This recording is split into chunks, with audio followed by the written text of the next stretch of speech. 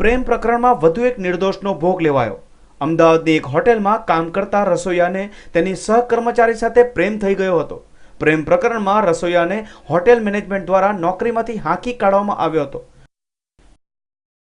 નોકરી અને પ્રેમ બંનેમાંથી હાથ ધોઈ બેસેલા રસોઈયાએ બદલો લેવાનું નક્કી કર્યું હતું। મોડી રાત્રે પોતાની હોટેલમાં ફરી ઘૂસવાની કોશિશ કરતા રસોઈયાને ચોકીદારે અટકાવતા ચોકીદાર પર ચપ્પાના ઘા ઝીકી દીધા હતા। અચાનક જ હુમલો થતા ચોકીદારને બચાવવા માટે વચ્ચે પડેલા બીજા ચોકીદાર પર પણ હુમલો કર્યો હતો। રાતના 10:15 વાગ્યાના સુમારે ફોર્ચ્યુન લેન્ડમાર્ક હોટલના કુક હતા। એ કુકને ત્યાં ટ્રેનિંગમાં આવેલી લેડીઝને હેરાન કરતો હોય એવી ફરિયાદ મેનેજમેન્ટને મળતા મેનેજમેન્ટે એને ફરજ ઉમરથી મુક્ત કરેલો।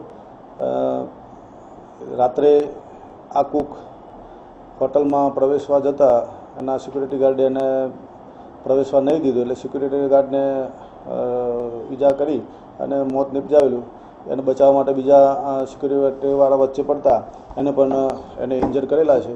એક ઇન્જર્ડ છે એ લાઈફ કેરમાં એડમિટ છે। મરણ જનારને VSમાં લઈ ગયેલા, ત્યાં એની જે કાયદેસરની કાર્યવાહી કરવામાં આવી છે। બંને ઘાયલ ચોકીદારને મેનેજમેન્ટ દ્વારા હોસ્પિટલ ખસેડવામાં આવ્યા હતા, જ્યાં સારવાર દરમિયાન એક ચોકીદારનું મોત નીપજ્યું હતું। આ ઘટનાની જાણ થતાં પોલીસ ઘટના સ્થળે દોડી આવી હતી અને આરોપીની ધરપકડ કરી હતી। Bureau report, news online, Ahmedabad.